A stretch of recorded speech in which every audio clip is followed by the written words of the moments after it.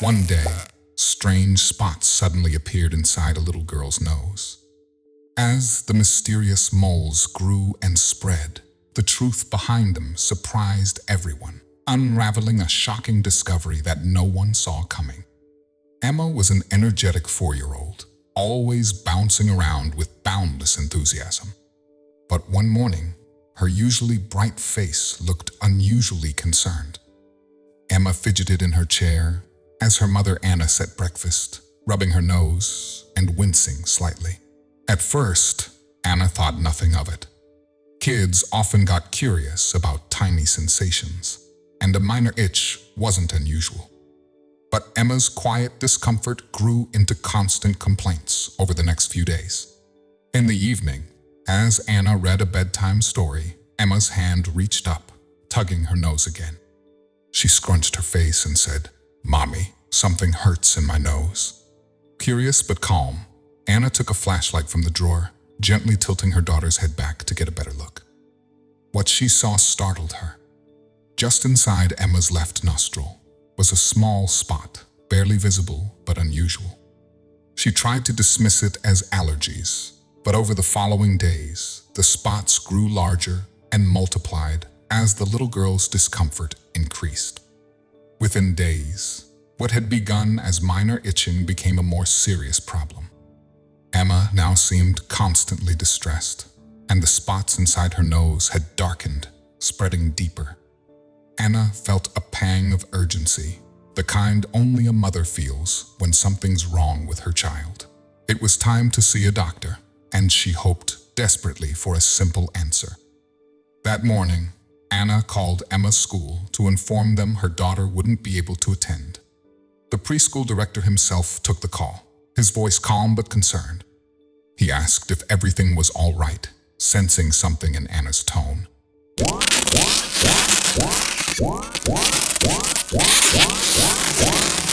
Before we continue, make sure to subscribe, hit the like button, and click the notification bell for more amazing stories. Though trying to stay composed, she simply responded that there was an emergency. After hanging up, she immediately texted her husband, who was on a business trip. Within seconds, David called her back. "What's wrong?" he asked, his voice tense. "It's Emma," Anna replied, her voice trembling. "The spots inside her nose. They're getting worse. I'm taking her to the hospital now." "Hold tight," he assured her. "I'll catch the next flight and be there as soon as possible." His words comforted her, but she felt the urgency gnawing at her. Anna quickly gathered Emma's essentials and hurried to the car, trying to stay calm so her daughter wouldn't feel more scared than she already was. On the drive, she kept glancing back to check on her little girl, promising her everything would be okay, even though deep down she was terrified. When they finally reached the hospital, Anna's heart was racing. As they entered the building, the noise of the busy room filled their ears. People rushing around, intercom announcements, and the soft beeping of machines. Despite the chaos around her, Anna's only focus was Emma's well-being. A nurse led them to a consultation room, and a doctor soon arrived, introducing himself and beginning a preliminary examination. He looked inside Emma's nostrils, frowning slightly as he inspected the spots. At first, he didn't say much, but Anna could see a hint of confusion. After a few moments, he asked her some basic questions. Had Emma been around any chemicals or unusual environments? Did she have a history of allergies? Anna shook her head. She was perfectly fine until recently. It just started with mild itching, and now the spots have darkened and spread. The doctor nodded, still deep in thought. He asked Emma a few questions, trying to make her comfortable, but his casual tone couldn't hide his unease. He finally told Anna they would need to do some tests. As they waited, Anna glanced around the sterile room, her thoughts racing. Why did the doctor look so puzzled? She had expected a simple explanation, but his reaction only made her more anxious. A few minutes later, he returned with a more serious look. I will refer you to a specialist, he said. I don't believe this is a common condition, and it's best to have an expert take a closer look. Anna's heart sank, but she nodded, gripping Emma's hand tightly. As they left the clinic, Anna couldn't shake the doctor's expression from her mind. Something was wrong, but what could be causing these strange spots to grow inside her daughter's nose? The following day, Anna took Emma to see Dr. Harris, a specialist known for his expertise in unusual infections. As they waited in the sterile consultation room, her mind raced through every possible diagnosis, her anxiety evident in her fidgeting hands. She could see Emma's discomfort. Her daughter tried to stay brave, but kept wrinkling her nose and shifting in her seat. After what felt like an eternity, Dr. Harris returned with Emma's test results, his expression unusually grim. Anna's heart pounded as he sat across from them and carefully set the file on the table. "Mrs. Clark," he began, "Emma's condition is more complex than we initially thought." He glanced at the girl, then back at her mother, his tone soft but serious. "The spots inside Emma's nose aren't just inflamed tissue. It appears that she has a rare type of parasitic infection." Anna's mind reeled. "Parasitic infection? How is that even possible?" she asked, her voice barely a whisper. Dr. Harris explained that certain parasites can lay eggs in damp, warm environments, like the nasal cavity in some rare cases. "The spots you noticed," he continued, "are likely small nests where the parasites have begun hatching. They're causing inflammation and irritation. If untreated, they could spread." Anna felt a wave of nausea in her child's nose. She looked at Emma, who was staring up at the doctor, her eyes wide with confusion and fear. Anna's thoughts spiraled. How could something like this have happened? She tried to recall every recent trip, every place Emma had been, wondering where this infection could have come from. The doctor interrupted her thoughts, emphasizing the urgency of immediate treatment. "We'll need to start with a procedure to carefully clean the affected area and remove as many parasites as possible, Doctor," Harris explained. "Then, Emma will need a round of medication to ensure no remaining eggs survive."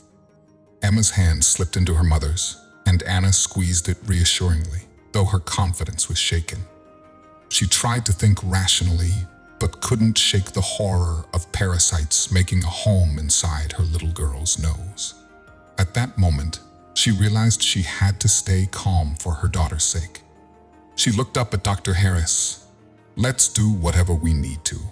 Just please help her." "Doctor," Harris nodded, relieved at Anna's resolve. "Our team will begin the initial procedure in an hour. We'll also arrange for Emma to stay overnight, just to monitor her progress closely. The medication should start working quickly, but we'll need a follow-up in a few days to ensure the infection is fully under control." Anna barely heard his last words. Her mind was already racing through everything she'd needed to prepare. She called her husband to update him, and he assured her he'd be there by the evening. Her next call was to Emma's school, explaining that she would need a few days off due to a medical issue. However, as they began the treatment process, it became clear that the infection was more severe than anticipated. Emma's discomfort continued, and despite the initial treatments, the spots inside her nose didn't seem to be going away. As Anna absorbed the unsettling news, her husband David arrived home from his business trip. He walked in, suitcase in hand, eyes scanning Anna's face. Her exhaustion was obvious.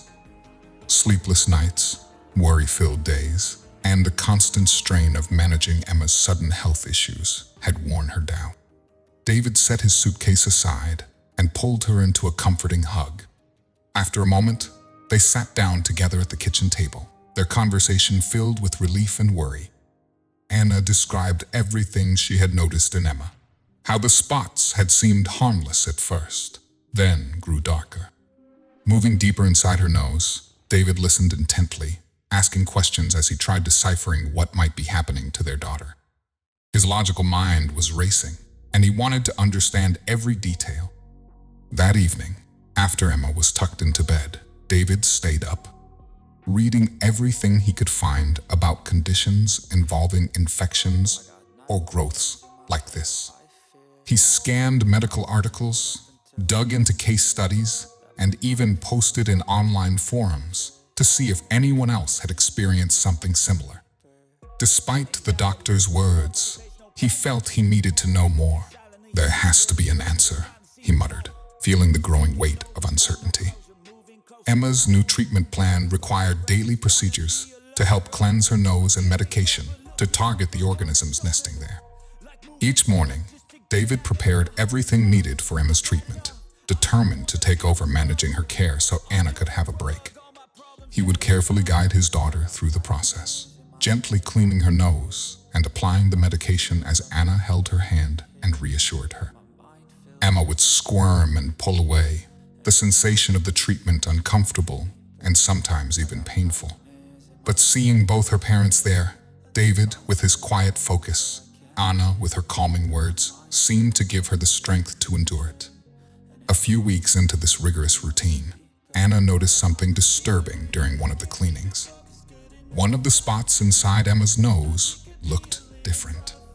It seemed to have a tiny opening like a pore. She called David over, and they both peered at it closely. When Emma wrinkled her nose, they could see something faintly moving inside. A wave of panic hit Anna, and she immediately phoned Dr. Harris. He instructed them to come to the clinic right away. There, he examined Emma more closely, his expressions shifting as he observed the same movement Anna and David had seen. After a long moment, he looked up, his tone grave. "What we're seeing isn't typical of parasitic infections," he explained. "These organisms are actively nesting within Emma's nasal tissue, almost as though they've claimed it as their habitat." David clenched his fists, the anger and helplessness overwhelming him. They'd been doing everything they could, yet this nightmare was only deepening. Dr. Harris proposed a more aggressive treatment plan involving stronger medication and specialized cleansing procedures to eliminate the infestation. The treatments were brutal.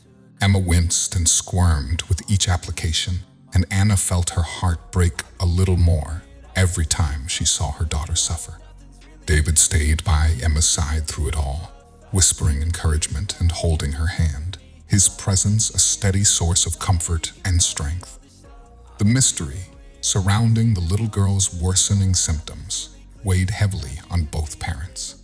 They were trying to identify any recent changes in their environment or routine that could explain Emma's condition, but couldn't pinpoint the moment where all might have begun. Then David suddenly remembered something unusual he'd overheard a few weeks prior. "Anna," he said, his tone shifting as he pieced it together. "I think something might be happening in the building. A few days before I left for my trip, I heard two maintenance guys discussing an issue in the walls, an infestation or something. I didn't think much of it then, because these buildings always have maintenance issues. But maybe it's connected to what Emma's dealing with." Anna's eyes widened, realization dawning on her. "Do you think something from that infestation got into our apartment? Could it have caused this?" She gestured to the tissues she'd been using to clean Emma's nose, which now felt almost contaminated. David's expression grew serious. "I'll talk to the building manager tomorrow and find out exactly what's happening. If there's any chance it's connected, we need to know." The next morning, David visited the building manager's office before returning to the hospital to be with Anna and Emma. He was direct, asking about an ongoing infestation in the building and explaining what his daughter was going through. The manager hesitated, then nodded, looking concerned. He admitted that the building had been dealing with an unusual pest problem, likely brought in through one of the basement storage rooms. They'd called in pest control a few weeks ago to handle the issue, but the building's age and several gaps in the walls and floors had made it difficult to completely remove the infestation. "We think we've gotten rid of most of them," the manager said. But these things are resilient. We're doing all we can, but there might still be isolated areas where they're present. David's stomach twisted as he listened, realizing that these pests might have been in the very walls of their home, possibly exposing Emma to something harmful. David quickly called Anna and shared the unsettling information he'd gathered.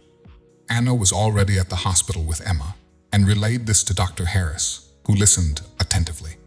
Then he pieced together possible explanations as David arrived at the hospital to join them. Emma's symptoms suggest she may have come into contact with larvae or eggs from these pests nesting somewhere in the apartment, Dr. Harris explained, looking from Anna to David. Most insects and parasites would avoid humans as hosts, but occasionally environmental pressures or an unclean habitat can lead to unpredictable behaviors. Anna felt a chill run through her. The idea that something from within their walls could have invaded Emma's body was terrifying, but it also gave them a possible explanation. David clenched his fists, feeling a surge of anger and guilt. How could he not have been more vigilant about something as basic as their home's safety? He resolved to take every measure possible to ensure this was handled, no matter the cost. He would have pest control return and inspect every inch of their apartment if that's what it took to make it safe again. Back in the hospital room, Dr. Harris recommended a specific course of treatment for Emma to remove any traces of infection and ensure any remaining larvae would be eradicated. This approach, combined with thorough sanitation of their home, would be essential for Emma's recovery. After days of treatments, the new regimen finally began to show results. Anna and David watched closely as the spots inside Emma's nose gradually faded, and with each passing day, her discomfort eased.